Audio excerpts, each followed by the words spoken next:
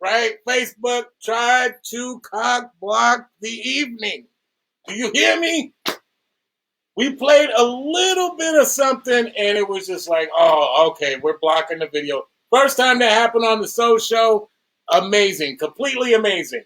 But now back to the regularly following program that we are bringing to you tonight. Your regularly scheduled programming is going to happen right now because you know what? Facebook can't stop it. They can't stop the sound of Orlando. They can't stop our city, and they can't stop our story. Run tell him that. All right? This is the Soul Show. This is your boy Rome. I am live and direct. Amazing night tonight, man. We are going to chop it up with one of my heroes, man. I've been waiting for this night for weeks. It's just amazing. Once again, I was very lucky and fortunate enough to have these guys as heroes. He represents 1/3 of Whodini. One of the first records I ever bought in my life. 5 Minutes of Funk, Friends, and it was just completely and utterly amazing. That meant everything to me, and I'm so honored and privileged to have this brother on the show tonight, man. We went through hell to try to get this thing working online, but you can't stop the brothers. Brothers gonna work it out. One time for the legendary member of Whodini, my brother from another mother, Grandmaster Dee. If it's all right with you, it's all right with me. That's right. These people, mine's with ease. Let's go. Yes. Let's go. And yes. With the help of the maestro, if you please. Let's in the go. place to be.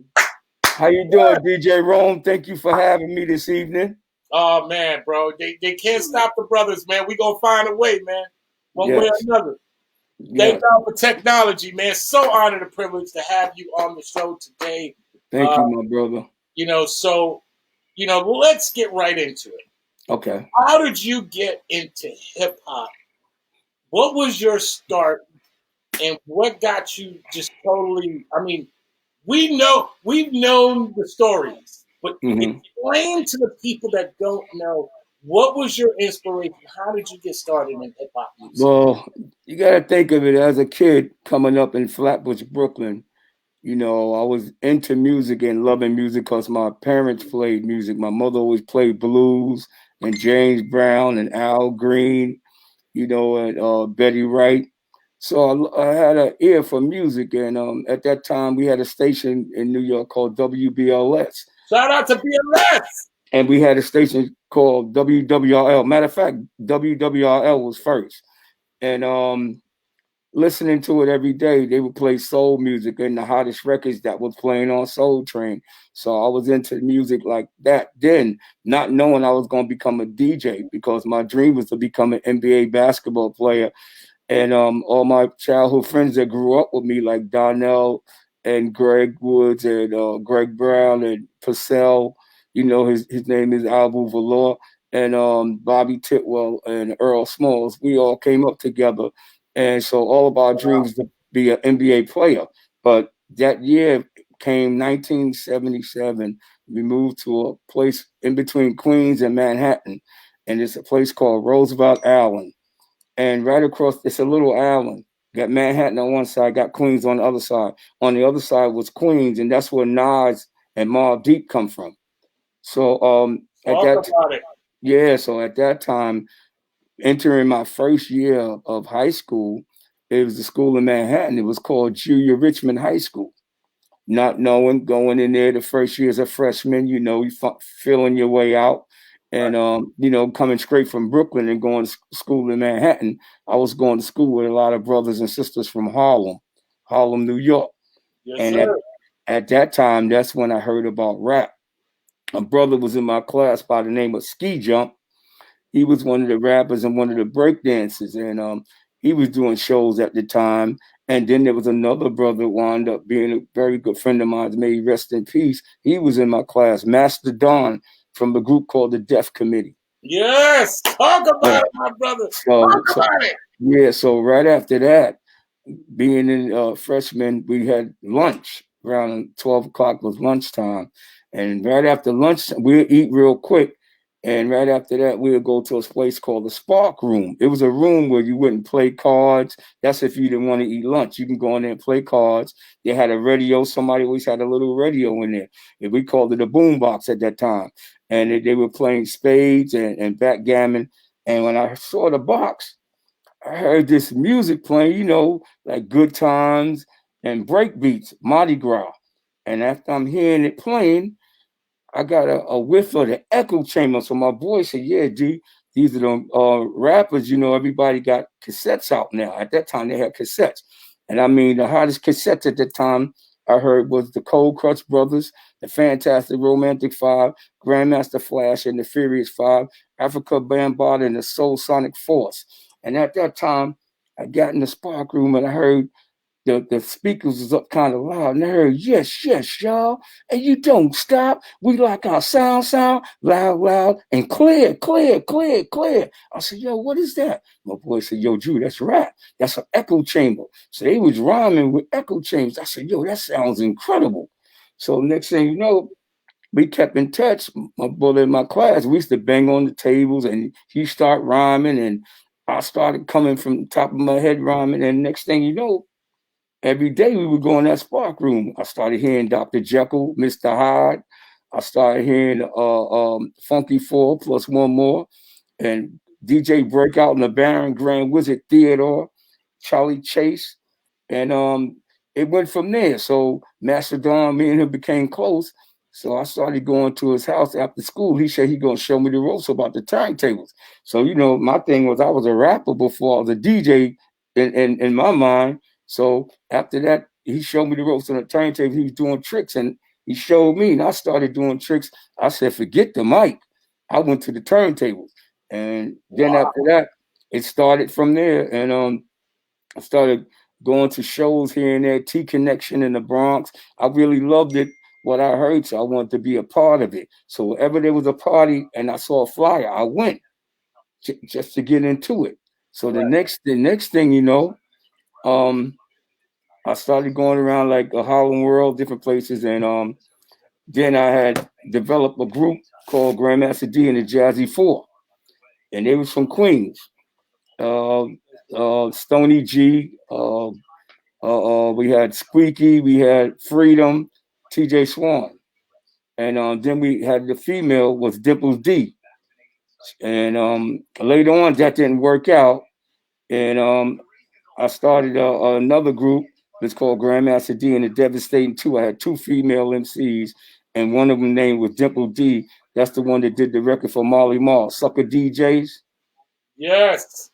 Yeah. So she came one of my rappers, and God was so good, man. I had to hook up to get break records. I had all the break beats. So even when I went to Queensbridge, that's where hip hop was playing out there too. All those DJs were playing disco. They might have 2 or 3 breaks, but I had all the break records. And so right then and there, I got in touch with Ray Chandler. Ray Chandler was a big time promoter, and he used to manage Grandmaster Flash and the Furious Five. And we connected, and I helped promote parties with him, get flyers out, and he put me on the show. One of the icon show that will stay in people's minds forever. It was we opened up for the Cold Crush and the Fantastic Romantic Five in Harlem World. They battled. Wow. And so after that, I tried to keep it going. And after a while, that's when Mr. Magic came about.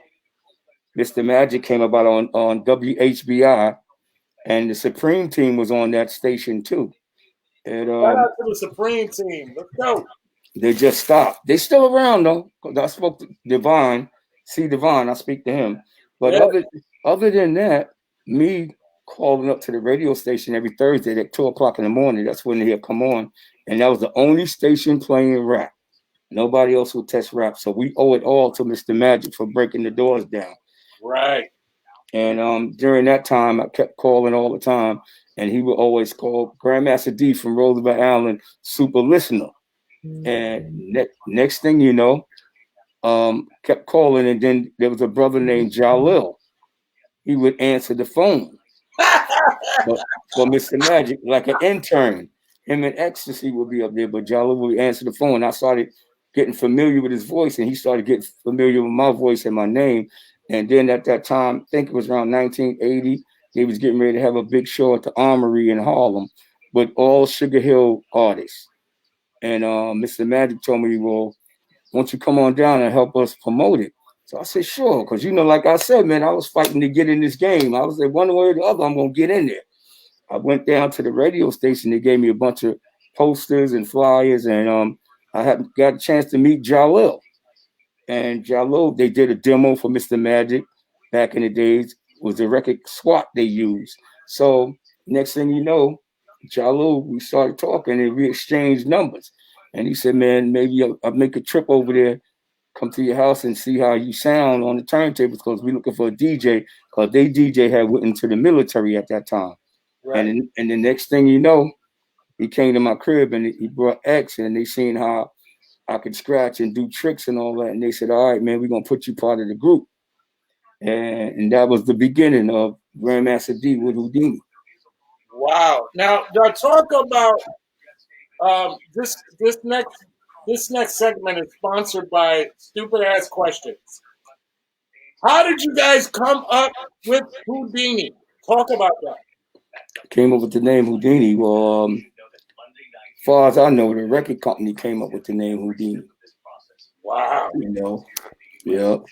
They had, you had DJ, you had Mr. Magic. They had the song Magic Wand. Magic Wand. Rap Black album.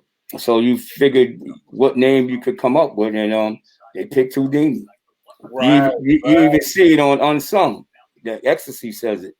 They came up with this, So you're getting in this group, mm-hmm. and you really just sounded off legendary stuff. T Connection, Harlem World, Dimples D, TJ Swan.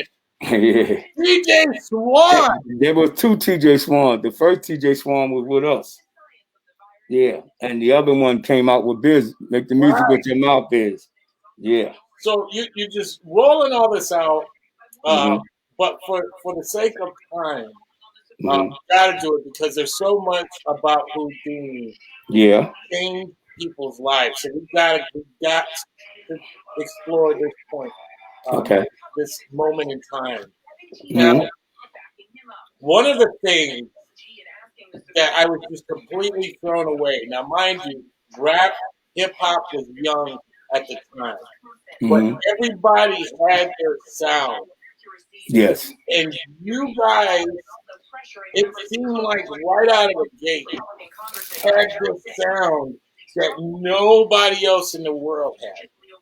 Like you couldn't get that sound nowhere else. Talk about that beginning where you guys are coming together and starting to put this record together that everyone did. All right. The first song was Magic Wand. And at that time, I was getting ready to get married during that year, and I didn't go over to Europe with them. And they made this song with Thomas Dolby. And that's when that came about. Shout out to Thomas Dolby. Blind Me with Science. That's right. A lot of people. Miss Dolby. Yes, you got to give him credit. That Blind Me with Science was something else, and Magic Wand was something else. So, like that, during that time, I didn't go. So the next time came back, and when it came to doing, they did Escape, and they did Escape. I wasn't there when they did Escape. And after it was done, but Jalil gave me the honor to put my name, in the song, in 5 minutes of funk. And, in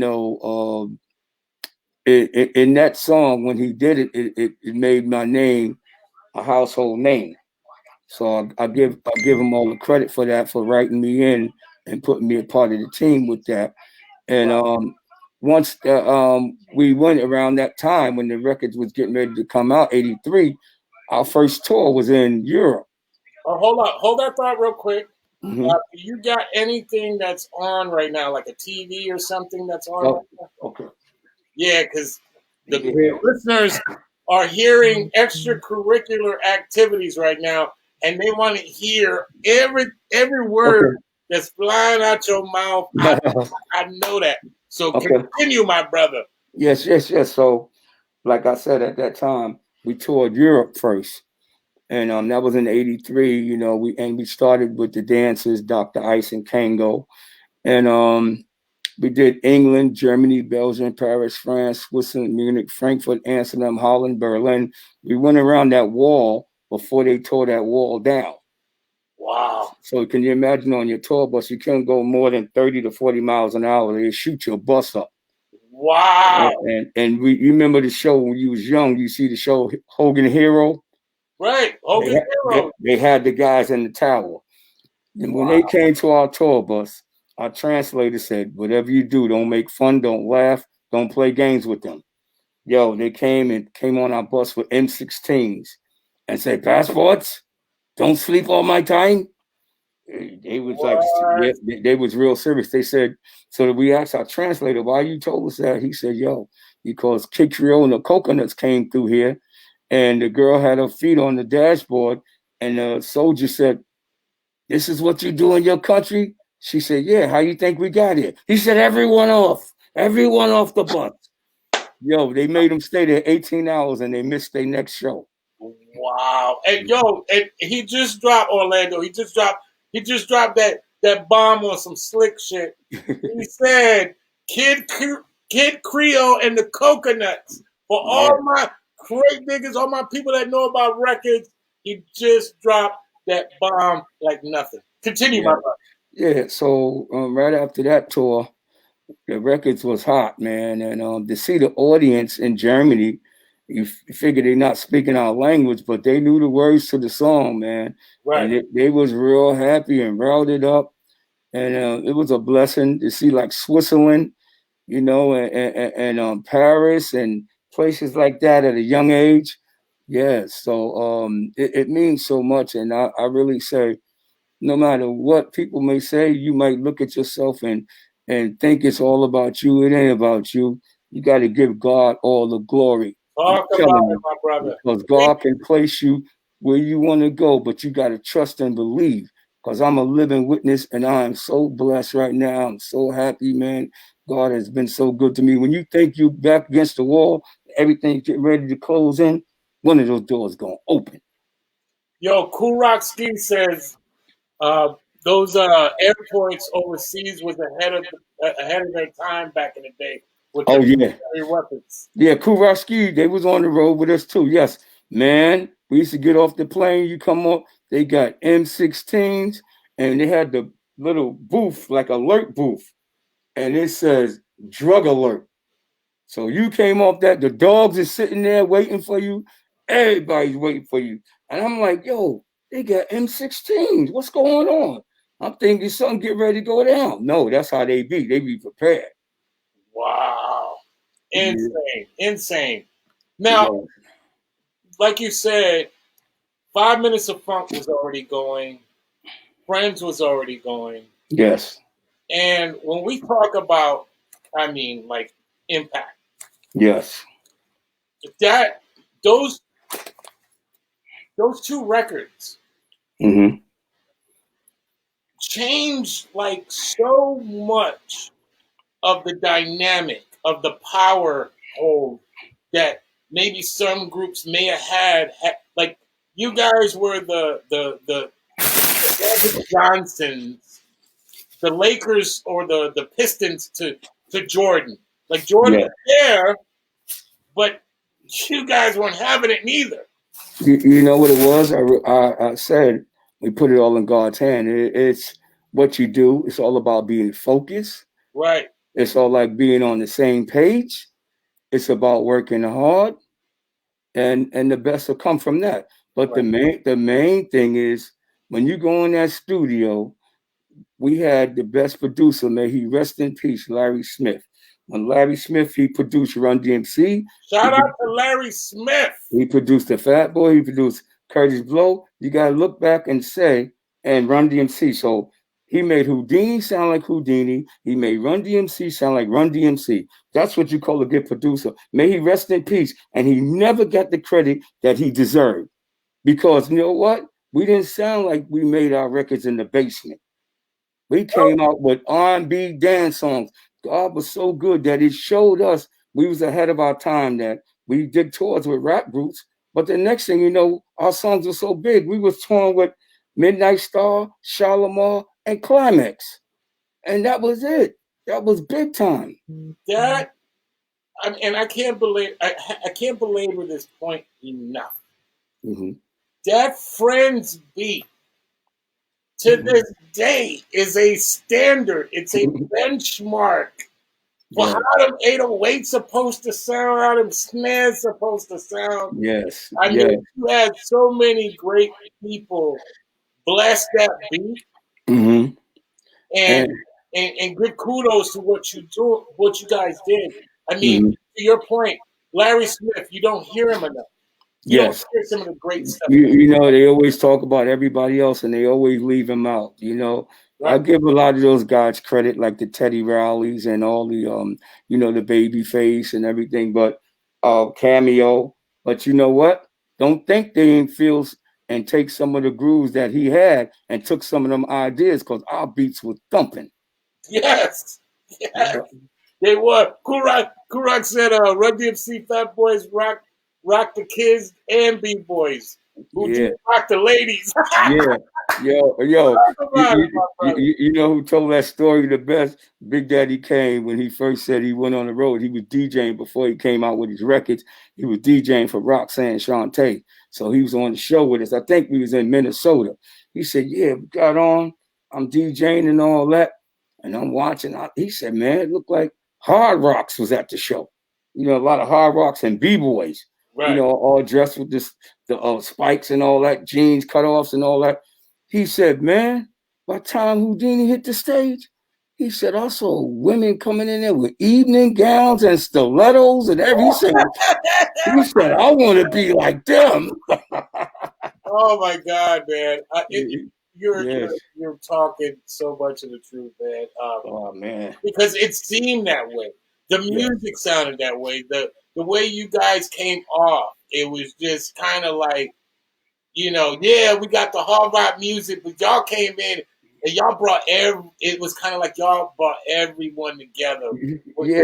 the themes. You know what we wanted really? We wanted people to have a good time where you could do a show and bring your family. We Right, wanted to make songs that had meanings. Main thing about Whodini, we made songs with hooks right, that you can sing along to, like Friends. How many of us have them? Or One Love, One Love. You lucky right, just to have just. So we made those songs that made you say, "Oh," the grown-ups were like, back in those days, they didn't care for rap, but they said, I love Whodini. You know, you had to have a gimmick, but we wanted to give people, we was always dressed sharp. So right, they gave us the name Sex Symbols of Rap. So we come on stage with gators, we come on with Gucci shoes, with shark skin suits. We wanted to be fly. We wanted to be different. right. Mm-hmm. Now, and talk about that because you just mentioned One Love, and this is what I'm talking about. When you're talking about One Love, did you think? I mean, because like I said, you guys were kids back then, obviously, in a lot of ways. But just looking back at it, did you think that that was so impactful? Like One Love, the stuff that you guys were talking about. It was to your point. I could show my kids that, you know, Yeah. uh, the older heads can listen to it. It's like everyone's welcome. The friends, like these are meanings in which don't everything y'all said that's never gonna die. It's never gonna die. Like you can hear Yeah. that at any time in your life and relate to it. And yes, and the blessing was, man, you got to always give the credit to my brother Jalil for writing those incredible hits. Right, And I mean, he was ahead of his time writing those songs like that. And plenty of times me and him will be on the phone and I'm hum a beat to him, but he'll write the songs, and then he might say, "D, how you like this?"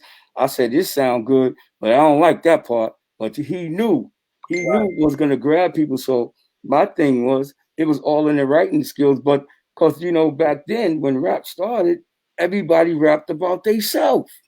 right, Or nobody was giving you nothing to really relate to. You could talk about yourself all day, but when right, you come with a subject like Friends and 5 minutes of funk, and the record is 5 minutes and change, and you look at the freaks come out at night, and he wrote that in the cab.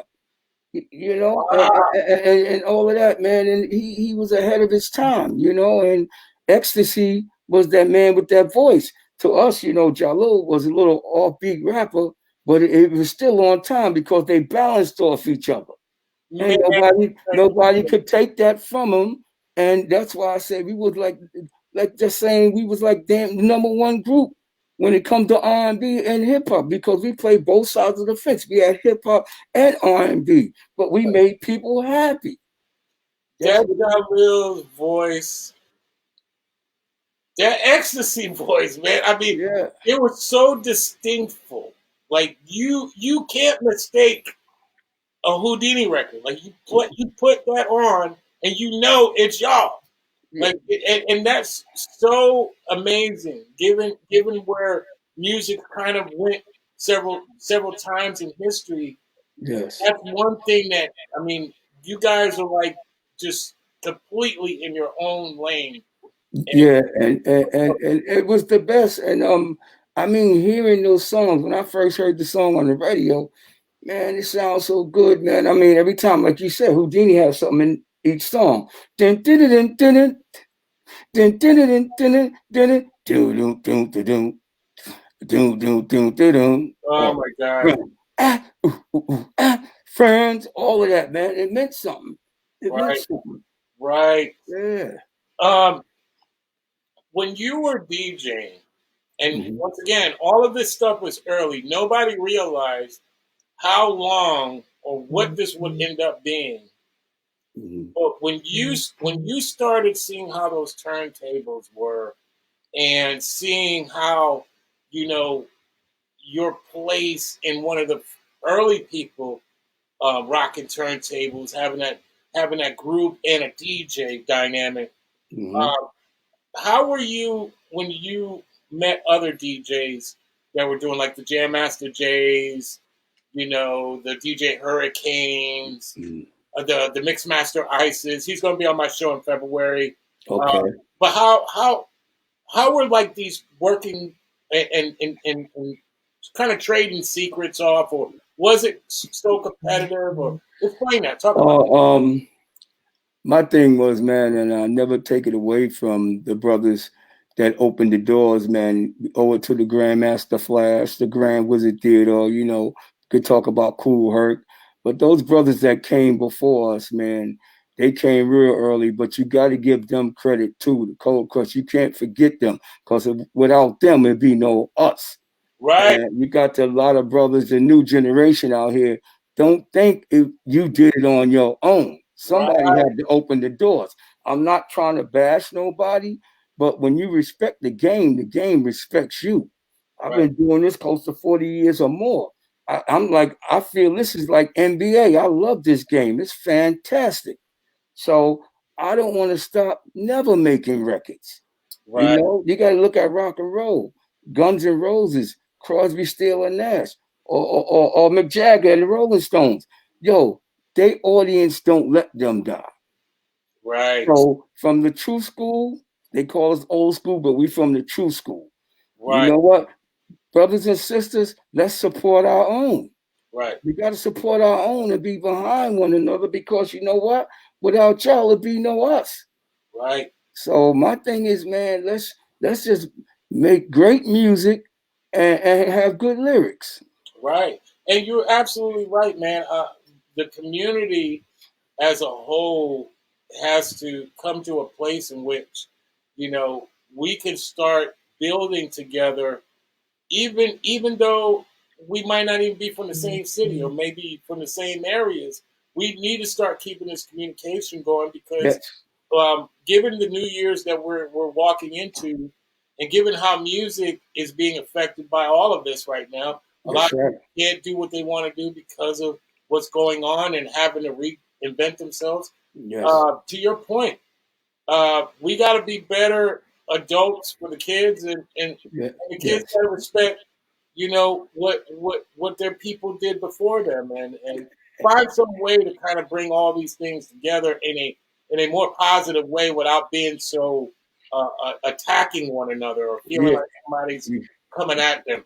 You're 100% right, and I really feel what happened was the great music, the good artists that separated this new generation from us. So this new generation don't know no better. Right. Because they don't even know us. I mean, coming up as a kid, I could tell you about Joe Tex, James Brown, Earth, Wind and Fire, Chicago, Billy Joe, Carly Simon. I could tell you, you have to learn your history. Who came before you? Right. And who opened the doors? Don't think it was you. So you know what? When they seen that positive coming and we was leading everybody on the right path, they said, we got to separate this. We're going to stop this one way or the other. So you know what? I really feel, I don't care what nobody say. We could have one label. For all these people out there listening, we could have one label like Motown and all of us can eat and nobody will steal from one another. That's what it was about.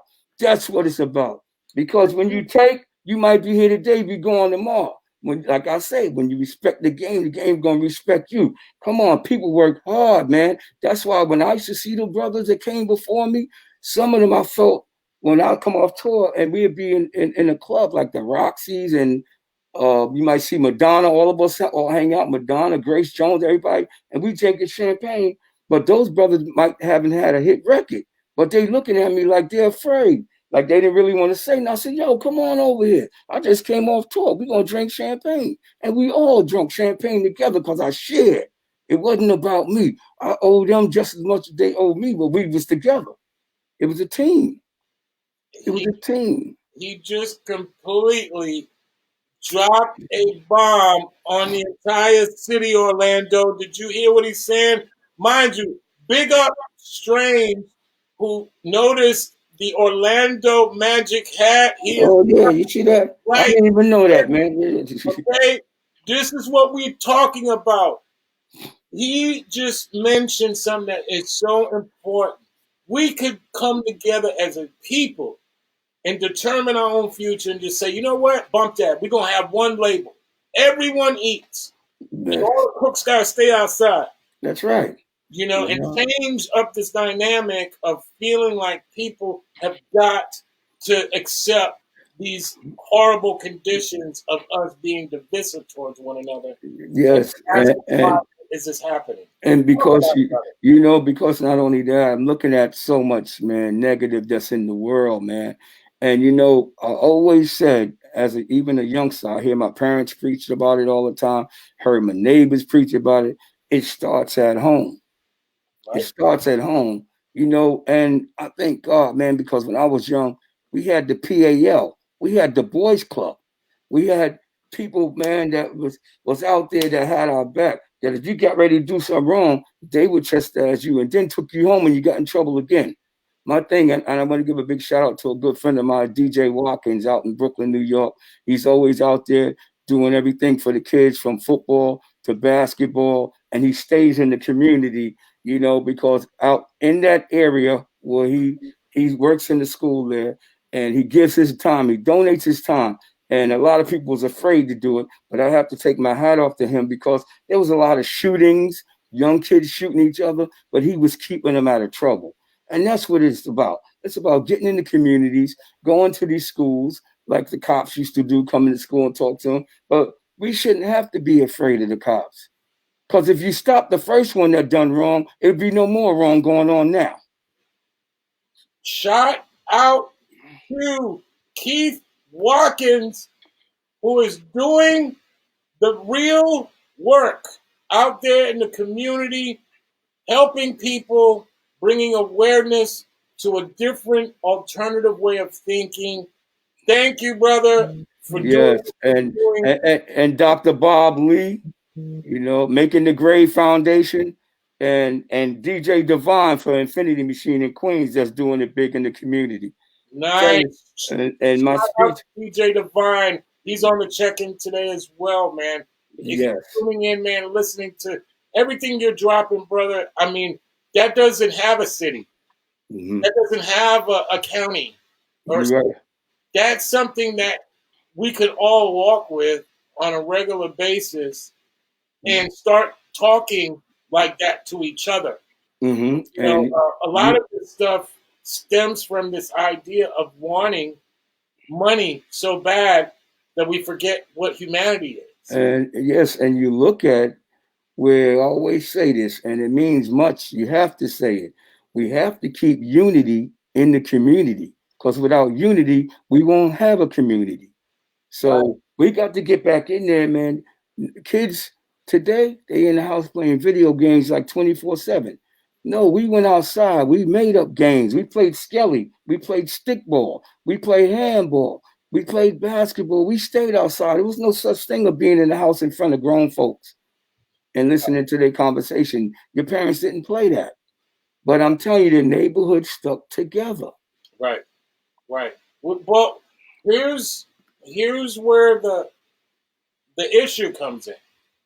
Uh, it's no longer the person; it's machines. Mm-hmm. It's technology. Controlling them.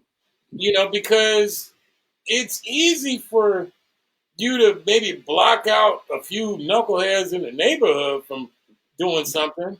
It's another thing to lock out the entire world who's trying to do something, and you have access to it on your phone or your laptop.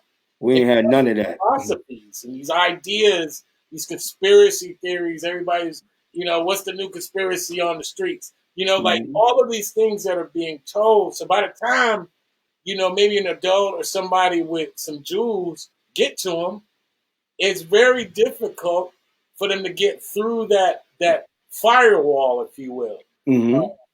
But I don't believe in giving up. I think what we're doing right now is a great first step of we gotta be what we want people to be, right? Like we have to be the example, and it don't matter what you've done in your life, what mistakes you made, or some people got money, some people don't. None of these things should matter when it comes to humanity, loving, being That's a right. person. I'm saying that because I want to say, and I can attest to this. When I reached out to you, it was just like I couldn't believe the love. I couldn't believe and then we're working on trying to get the show back on, and then it wasn't just you; it was me playing the music, and like we're working together to kind of make this happen, and it just shows you. You don't need to know somebody all your life. We all family. That's right. We all are one. We all God's children. Right. Talk about reaching those high heights and then kind of seeing how the industry was changing when it came to passing the baton, because there was that moment in the 80s where the baton was starting to pass. How did that kind of affect you guys moving forward, and were you kind of embracing it, or was there any resistance to it? You got to look at times was changing when it got to 86. We came out with Back in Black, and that was a hot album.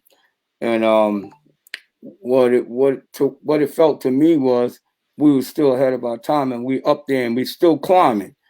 And I felt big once I knew we was going on Soul Train. Right. I'm used to seeing this on Saturday. I seen Al Green, The Temptations, and I get a chance. I'm looking at Don Cornelius. I said, "Wow!"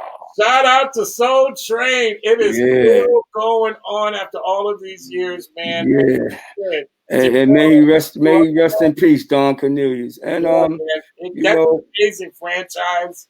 Yes, man. He took that from Chicago without watching Soul Train. Yes, and every Saturday morning, that's how you learn what was the new dances. You saw everybody comes, like Charlemont came off there, Jeffrey Daniels and Jody Watley, and used to see it on Saturday morning, and soon we came to do the taping, and we see the girl with the long hair that go way back there. I said, "Yo, that's the one to be on TV." So it was a blessing to see that. But not only that, we were still climbing. We had the Fresh Fest tour with the Fat Boys, Curtis Blow, Run DMC, and Whodini, and we had even Stetsasonic. And I mean, we're touring the States, And the biggest moment, man, of my life, you know, like when you a basketball player, you always want to play Madison Square Garden. And we getting ready to play Madison Square Garden. And I peeked through the curtain and it's 20,000 people. Wow. I said, yo, man, and that was a sight to see. And that's when I said, man, it's about to get bigger. It's about to get bigger. So, but then when that 88 came, the game started changing. Right. You had Kumo D out. Right. You had MC Hammer coming. Then you had Big Daddy Kane. Right. Yeah. So the game was changing, and you know, and then you got problems with your record company. You know, you're going through things with the record company.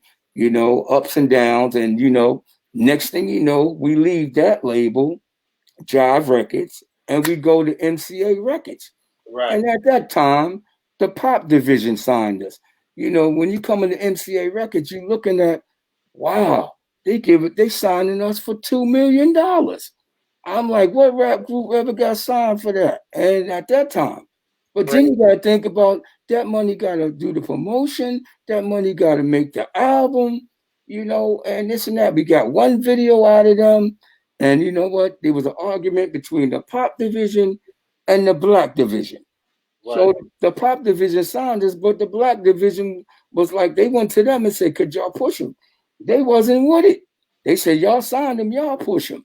So then you got to think about, too, you new here, so you got to wait your turn. We got Patti LaBelle, we got New Edition, we got everybody getting ready to come out. So we got to wait our turn. So all we got was one single in the video. So we left there, and we were out. Wow. Wow. Wow. And Yeah. and shouts out to a lot of artists that dealt with that in a real way of going to uh, a major label like an MCA Universal that it's very difficult for artists to kind of have help. They it's kind of like anything else. They drop a heavy amount of money on you, tell you to Mm-hmm. do this, and when it Mm-hmm. doesn't work, you're like, Mm-hmm. sorry, uh, Mm-hmm. but you didn't help the record. Yeah. That's what you were talking about Yeah. on label concept, which is we know what we need. We know what our people like. Yes. And it always seems like there's this idea that we need to do something else, and then when that doesn't work, it's kind of like, really, we Yeah. could have been doing this the whole time. Because you got to look back, like I said earlier. Look at Motown. Look how Motown had hits coming hit after hit after hit. Some Right, of the songs they even did it twice. Like right. Marvin Gaye, I heard it through the grapevine, and That was more like 5, 6. yeah, and Gladys Knight did it too. Right, right, So, but they had hits coming back to back. Like I said, one label. right.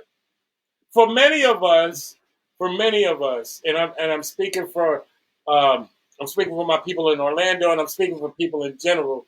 For the kids, for many of us, those labels were like Def Jam. For a Yeah. long time, we knew if we wanted to listen to our sound, our music, we had to go to Def Jam together. Yes. Or we had to go to Loud Records to get that. Yeah. Loud record. Yeah. One time, Jive RCA Or was cold chilling records, right? right, and somehow, some way, through timing, things have to change. All of those labels disappeared. Yeah. How do All you of, feel about that? well, like I said before, a lot of those labels was treating people wrong. And God don't like ugly. Mm-hmm. Here today, you be going tomorrow. So now people are seeing their money now. Right, If you independent, you know you're gonna see your money right now. So right, that's the big thing of making records now. A lot of people are internet sensations. But right. I'm gonna tell you one thing, don't want to bite my tongue, ain't taking nothing away from nobody. But half of these people out here today, they would have never made it on American Idol. Talk about it, brother. Talk Yeah, about it. I mean, you could say or say all you want, but like I said, we got our lane and they got their lane. Right. They do what they do, and we do what we do. And if you could last 40 years and still do shows, that means you done something right. Talk about it, man. And that is some serious. That's a serious statement because, for real, you put a Whodini on a bill, people gonna come. Yes. People gonna come, man. And who would have thought? You guys are a bunch of kids. You know, you're chilling, you're just doing this for fun. You probably did it if there was no money involved. You just Yeah. did it. Yeah, I always say that. That's how it started. It started in the parks for free. We didn't know it was going to turn into money, because a lot of them was scared of rap. They was scared of us, and we wasn't even cussing. Right. Yeah. Right. They said it was a fad. They all said it wasn't going to last. But look at it now. It's $1 billion business. Right. Right. It's just amazing, man.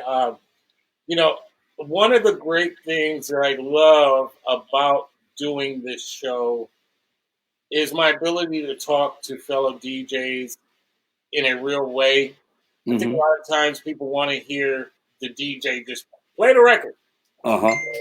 or do what DJs do, but you never Yeah. really get the perspective that or the point of view from a DJ's perspective and Uh-huh. what they think about how they're seeing how the entire show is playing out. What are some Yeah. of the things that you've seen as a DJ and how DJs were either loved or not loved, treated fairly or not treated fairly? Talk about some of the things that DJs, based on your experience, go through that sometimes isn't talked about. Man, let me tell you something. Like I said, once again, to take my hat off to Jello and Ecstasy, they made sure that I had a spotlight all the time. The average DJs back then were just behind the turntables. You never saw them. You never saw them up front, Right. And the credit came um, when they let me rap. And I came with the idea in London with Funky Beat. Talk And about it. back then, like I said, my ex-brother-in-law way back then, he kept saying, "D, you got to come with something funky. The beat got to be funky." So at that time, I was a little homesick, and I kept getting on Larry about making a track because at that time they had Jam Master Jay. They had that record out. So I said, I got to make a DJ record, man. So Larry said, "Well, you start the beat, and I'll take it from there." So I went to the store, got me a 6-pack of Heineken, and took me 3 of them, and I went up and I just had the beginning to ah ah because I wanted to make it plain and simple because I knew a lot of DJs was on records, but they be scratching on 3 or 4 different tracks. Right. And so I know you couldn't do that live. You Right. can't do that live. So I wanted to make it plain and simple because I do a little extra live on the turntable. So I said, mm, mm, mm. And then Larry said, "Oh, go." And I said, "Yo, we're going to call it Funky Beat." Because I always disguise my voice all the time, talk about that funny voice like this. And everybody used to love to hear that when I be coming out. I always say, I said, "I'm ready." And now I get up there and I said, "Funky Beat, Funky Beat, Funky Beat, Funky Beat." And next thing you know, I had left and went back to the States. And Larry Smith said, "Drew, when you hear this track now, any record that comes on before it or after it, it's going to have to be loud because we coming." And the next thing you know, I heard, da da da da da da da da da da. I said, "Oh my God, funky beat, funk." And that was it. That was it. And then, I wrote my rap. And when I came to rap on it, and Jalil and them gave me that spotlight, I appreciate them for that.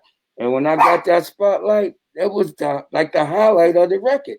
They will wait. The women would wait for me to come out and do that part, and they love to see me go side to side.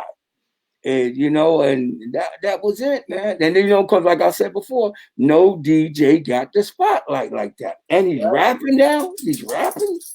Right, man. I mean, and that's so important that you said that because uh, there's all kinds of internal struggles as artists, just in general.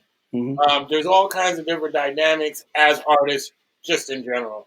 But when we're talking about hip hop and the unification of the MC, of the DJ, and having that kind of unity without either the industry breaking them apart and or just feeling like you can do that. Like if you wanted to rap, you could get on there and do your thing as well, and not you can't do that. You're the DJ.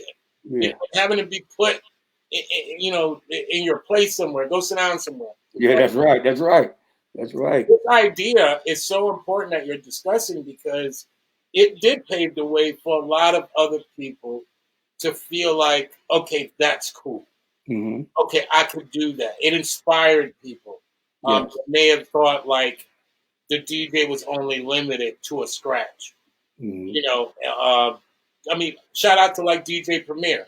Yeah. Putting on records, he said, you know what? I'm producing the whole damn thing.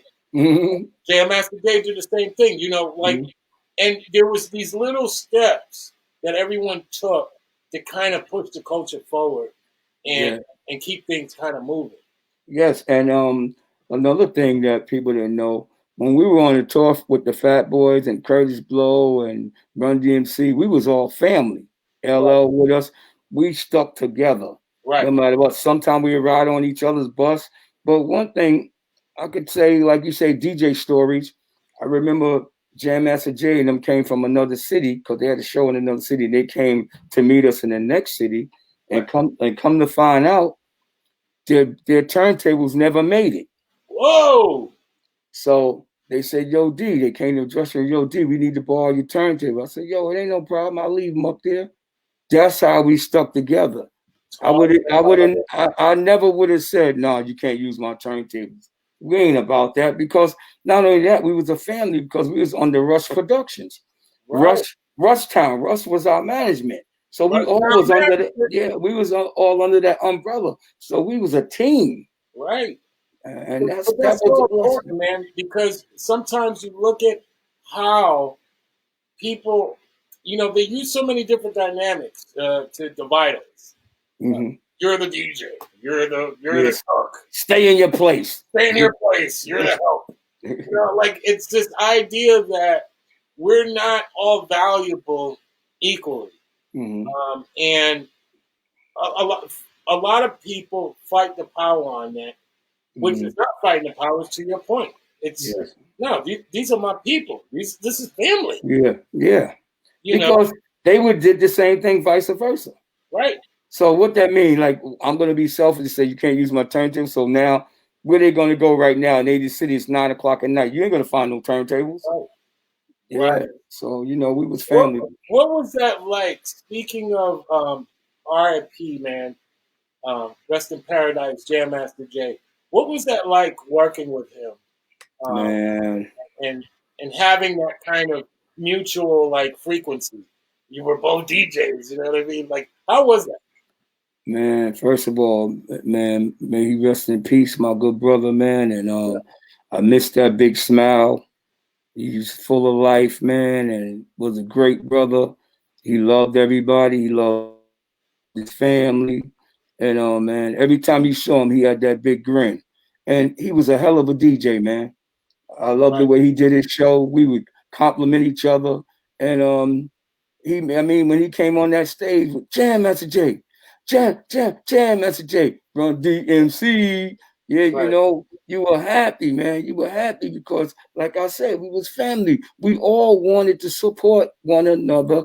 Each one who got on stage, we would go on the side of the stage and watch their show and cheer them on, and we'd all get happy. After we come off stage, each group, they all celebrate in the dressing room. They say, "Yeah, we rock. Everybody happy." But I miss Jay, man. I miss to me, he's an icon. Jay was hip hop. Yes. When you saw Jay, you saw Run DMC. You could not see Run DMC without Jay. Right. And I could never say nothing bad about Jay because I love that brother. Yes. I Yes. love that brother, man, and he played his part in hip hop. Yes. So you always got to take the hats off to him. And if you don't know him, you better ask somebody if you don't know about him. For reals. And you don't have to tell me about family because the first time I seen UTFO dancing for you, or would soon to be UTFO dancing for you guys, and then to see them come out. And Kurowski was on the show, Yes. and he talked about that infamous Boston show where you guys filmed Friends. I mean, Freaks Come Out at Night. No. Hey, Cool Rock must have forgot. Hey, Cool Rock. It was in Baltimore, and it was in Baltimore and Pittsburgh. That video was filmed in Baltimore and Pittsburgh. Baltimore Coliseum, yes. Okay. Yeah. And that was such an iconic show. Yes. And Cool Rock was saying I believe it was his birthday, and they dumped cake all over the stage. Yeah. Okay, yeah. Can you kind of talk about it? Oh man, they were funny times when it came to Kurowski and Marky D. They were all characters, man. They was like the Three Stooges for sure. You know, one day you might open the door and you see Buffy, may he rest in peace. He had a pillowcase wrapped around him in a sheet, and he was running around like Diaper Man. Wow. Oh, they had some stories, man. Oh, man. Yeah, but that was such an iconic show. The visuals of that, that was the Fresh Fest. And, you know, and part of that meant so much. That changed so many lives. Like, you went from city to city, turning people into hip hop people. Like, yes, never ever go back. Like, we made them into believers. Right. Like, yeah, and you got to look at it. We're doing these shows, but it was family ready. You could bring your family, right, and your kids can even enjoy it. Right. So many people. It makes me feel so good to see so many brothers now that are DJing that comes up to me because I saw you spinning, man. You made me become a DJ, and it made me feel so good. You know, when the people like that, the fans come up to you, don't never turn your back on no fan because it wasn't for them buying your record, you couldn't eat. So don't forget where you come from. You get on stage. A lot of people, I'm not a role model. When the kid is looking at you and looking up to you, you got the platform. Do something with it. Right. Do something with it. That entire part, while people are alive, instead of celebrating death, start celebrating the people who are alive. Start telling people thank you. Start telling people you're appreciated, man. And to your point, man, it's just amazing. Like I said, people could go their entire lives having the wrong perception of people and never getting in discussions with them because they have this preconceived notion that either they're better than them or they think that they're better than them. Yeah. The conversation never happens because somebody got pride mixed in it. Yeah. You know? And to your point, man, it's just so important to just, we need to just be better people, man. Yeah, and I always wanted to be fair to people and treat people good. If I got, we all gonna eat, and that's what it was about at that time, and still today. And I think I want to give a big shout out to Romero Chambers, was our limo driver back in the days, and he was a good friend of mine from day one, and he always made sure we were safe, and he became so popular, everybody wanted to ride in his limo because he was a cool driver. So he always kept us safe, and I take my hat off to Romero. What up, Shelly? Yep. What made you finally make the decision to move to ATL and leave New York? Well, at that time, I had was living in Florida, and I got married in 2012, and I moved to Georgia, Awesome. and that's when I came down here, and I'm here now, and my thing is now, I'm just not trying to give up my career. Like I said, as long as I got breath in my body, I want to keep recording. And I got other groups that I'm getting ready to put out too. But right now, me and my partner is Albu Valor, and we got a new single, and it's hot. It's real hot. Time for a new rap style. So I can't hold it in no more. Oh man, God is so good. Like I said earlier, it's a blessing, man. We just got our new deal. Big shout out to Rob Swartz with Sony Orca and distribution, and we just got a distribution deal with them today. That Man, is awesome. God is good, and they're gonna put my single out, and I have a label right now. We're starting with, and man, God is just good, man. I Man, mean, that is just completely amazing. Uh, yes. you know, we when we talked the first time, you were like, "Man, I miss the water, man. I gotta get back to." You're talking about Tampa. Are you still thinking about coming to No, Tampa, or yeah, I have a show. I have a show there coming. It's supposed to be like 70 people. It's like a penthouse or something laid out real big. Everybody spread it out. And supposed to go on with no DJ. And they got some comedians. They got the marketing people already setting everything up. right? And yeah, big shout out to Who Mag TV, Rob Swartz. But out there in Tampa, good friend of mine's Haywood Workman, and his people, his team, putting everything together. And the best is yet to come. I'm just so excited from the news today, and That you is know, awesome, man. Congratulations, brother. yes, man. Like they say, you got to control your own destiny. Right? And that's what we're doing, and we're taking it to the next level. And anytime you need advice, I'm willing to help and give you some advice. And I'm looking for some new artists. And I got a brother T LaShawn out in Minnesota, and I got a brother Harper out in Sacramento, California. I got another brother named Lee James that's out in Connecticut. But I'm just looking forward to doing some big things. Yeah, man. Well, you definitely deserve it. You've earned that. Congratulations on that Thank you. major move. Given everything that's going on, that is completely and utterly mind blowing, amazing. Thank you. I, I get Tampa, but just yeah, know that Orlando has got love for you, brother. yeah. Thank you, man. I want to do something special for my people that's out in California. And hold on one second.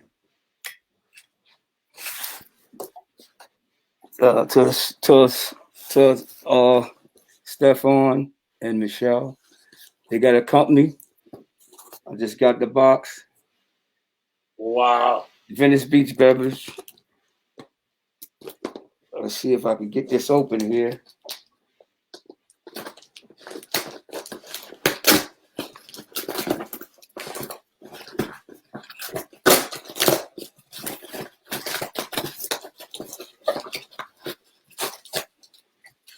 Here we go.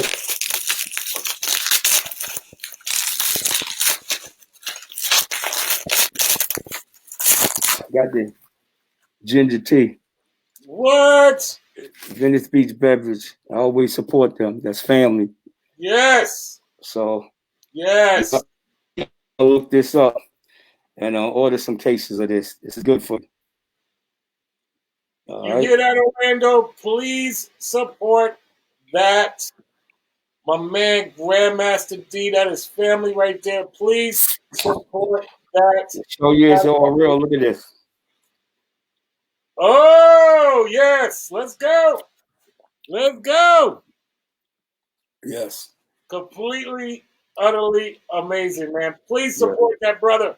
Go Yes. to the website right there on your screen. Go to that website. Please support your brother. Grandmaster. Speech beverage. Yes. Thank you, my brother. Good looking out, DJ Rome.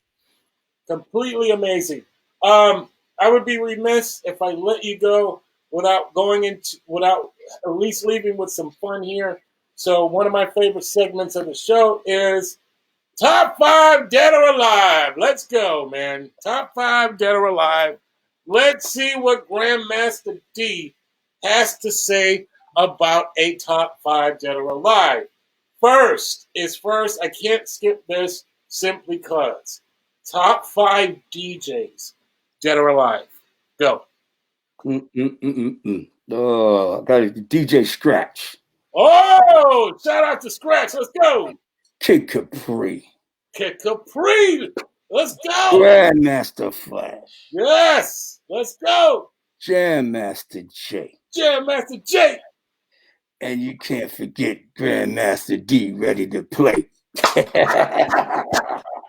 And that was that. Now, Flatbush, let's go. Top 5 MCs, Dead or Alive. Go. On Flatbush? No, period.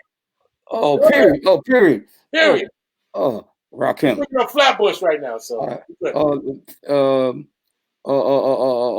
What's his name? Special Ed. Special Ed.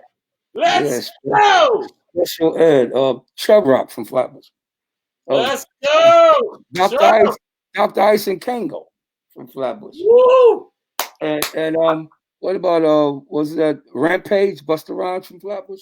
Wow. Shout out to Rampage. He's coming on the show in January. Let's go. Yes. That's it. That's it. Yeah. Amazing, brother. And I know all my producer guys are gonna be out here. They're gonna be asking me, why can be asked? So I got to ask you. Top 5 producers, Dead or Alive. Let's go. It don't matter if it's hip hop, R&B. Yeah, it's your list, bro. Babyface, Larry. Wow, nice. Larry Smith. Kashif. Let's go. Now Rogers. Oh man, incredible. DJ Premier. Premier, let's go. Who else? Oh God. Let me see. Teddy Riley. Mr. Uptown himself, Teddy Riley. Before we get out of here, man, and like I said, this has been an amazing conversation. We went all over the place. We couldn't do it all in one take. I'm going to have you back at some point down the line, man. You're always welcome on this show. But before we leave, if you have anything positive or anything that you feel would be a gem or jewel, not only on the city of Orlando and their artists and everybody who is listening right now, but to the world, if you can give some advice to the younger generation and people out there who are artists right now who have been affected by COVID and who may not be in a place to do what they can do, what would you tell them and why? I will tell them right now, you got to give God all the glory. Don't think it's all about you. Trust in God and believe in God. And anything is possible. And the main thing is, if they close one door, try the second door. If they close the second door, try the third door. And when that door open, you get in the room, you better walk it like you own it.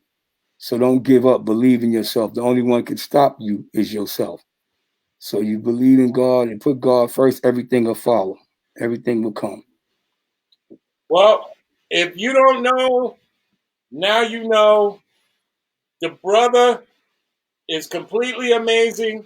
This is why we give flowers while people are alive, because if you just ask them a few questions, they will just light up your life.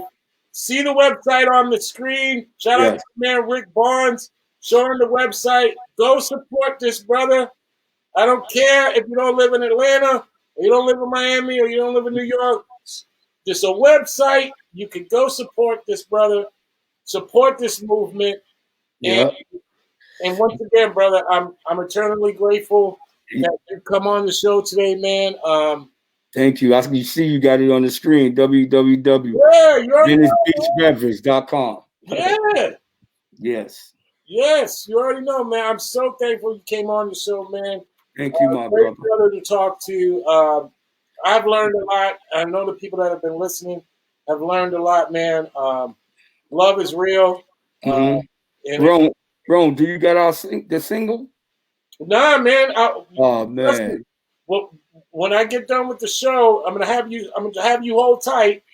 We'll exchange Yes. all that information, man. But man, please believe me, we'll try to keep this relationship going, man. Because like I said, bro, anytime you can get positive energy and good frequency around you, man, you got to hold on to that. So Thank you, man. thank you for coming on the show, bro. Thank you for coming to Orlando virtually. Yes. We hope to see you down here. Like I said, Orlando's got bad love for you. Thank you, will man. be fine down here, brother. Whenever Oh, you decide to come and perform, brother. okay. So, Thank you for the blessing and the love, man. And you keep doing what you're doing. I love your show, man. man, I appreciate that, man. That's everything, man. Give it up for Grandmaster Dee from Whodini, man. Living legend. Let's go, Orlando. You heard? Yeah. Yes. Yes. What more can I say? Everybody that's been tuning in tonight, man, it's been amazing, bro. To be able to talk to a brother like that, man. All the insight, all the stories. I mean, it's just when you think about how important that is, and what that means for Orlando, man. That you don't have to be $1 billion strong to talk to people. You don't have to be $1 billion strong to relate to people and to give love to people, man. This is what makes Orlando dope, because we are able to look at the people like they're supposed to be looked at, man, and give love and give credit where credit is due. Shouts out to everybody on the check-in, man. Shouts out to Alfredo. Shouts out to Rick. Shouts out to Jesse Jazz. Shouts out to Strange. DJ Keith Watkins, man. Keep doing what you do. Shouts out to you, man. Shouts out to everyone. Rob was on the check-in, man. Shouts out to Dana. Choice, let's go. Everyone that was on the check-in tonight, man. Love to y'all, man. Tomorrow we got Julia Beverly joining the show. This show is sponsored by 5-Star Graphics. Shout out to my man Jesse Jazz. We love you, bro. Thanks for the looks, man. All my peoples, you know what time it is. It is about our city, our story, our sound. We love y'all, man. Orlando ain't no joke. Holla at your boy. You know what time it is. Let's go.